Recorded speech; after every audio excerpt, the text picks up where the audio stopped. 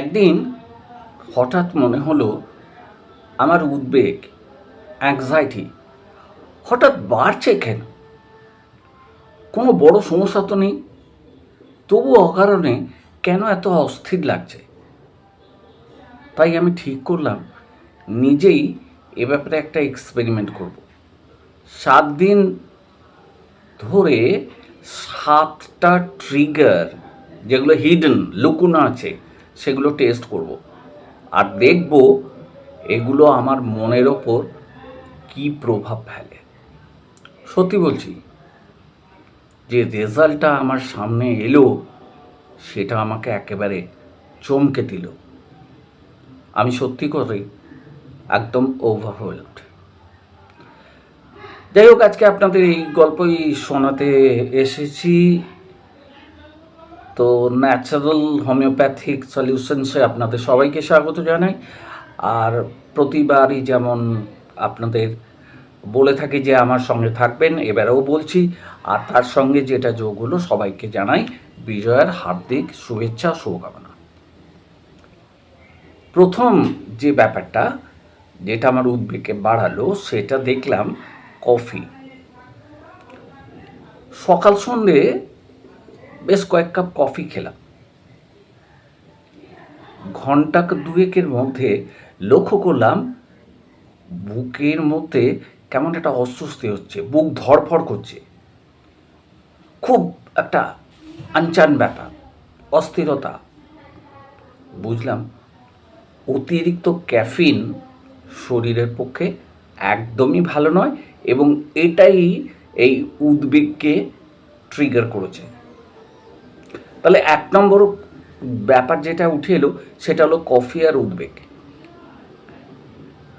2 নম্বর ব্যাপার যেটা উপলব্ধি করলাম আমি, সেদিন রাত্রে অন্য দিনের মতোই ঘুমোতে গেলাম, কিন্তু ঘুমোতে পারলাম না। জাস্ট 4টে ঘন্টা আমার ঘুম হলো।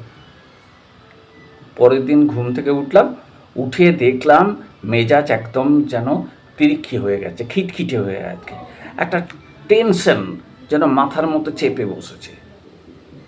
সত্যি কথা বলতে সারা দিনটা একেবারেই খারাপ গেল। সেই দিনের পরের দিন, সেদিন গেল, কিছু করলাম না। তার পরের দিন আমি ফেসবুক, ইনস্টাগ্রাম, হোয়াটসঅ্যাপ এইসব করে বেশ কয়েক ঘন্টা কাটালাম। ছুটি ছিল।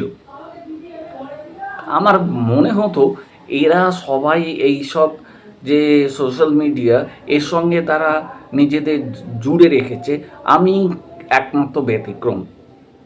তো আমি কেন ব্যতিক্রমী থাকব? আমি কেন পিছিয়ে থাকব? আমার মনের মধ্যে একটা হীনমন্যতা কাজ করতে লাগলো।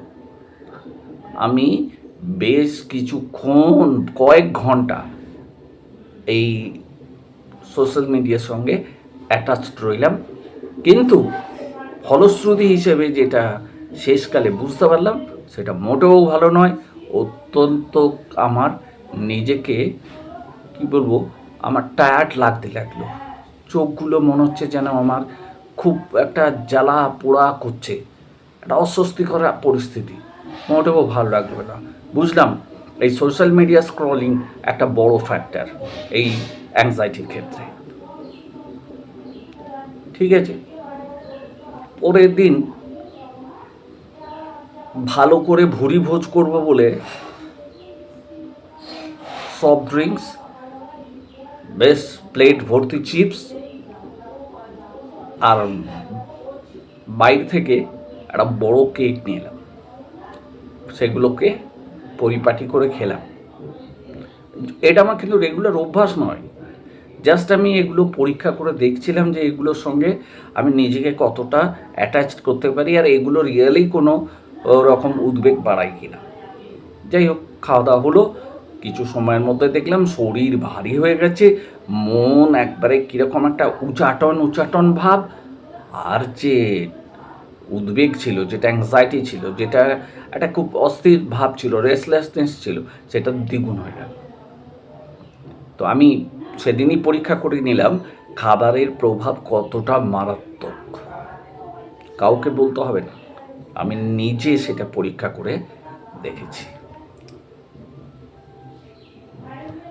ছুটির দিন, বুঝতেই পারছেন, পুজোর ছুটি বেশ কয়েকদিন পেয়ে গেছি। তো ভাবলাম অনেক কাজ একসাথে করব, এটা করব, ওটা করব, সেটা করব নিয়ে রোজ কী করি, রোজ একটা শিডিউলে চলি, একটা কাজ করি। এবার ছুটির দিনে কি করব, ভাবলাম যে অনেকগুলো কাজ একসাথে সেরে ফেলি, দেখি এই কদিন তো ছুটি আছে।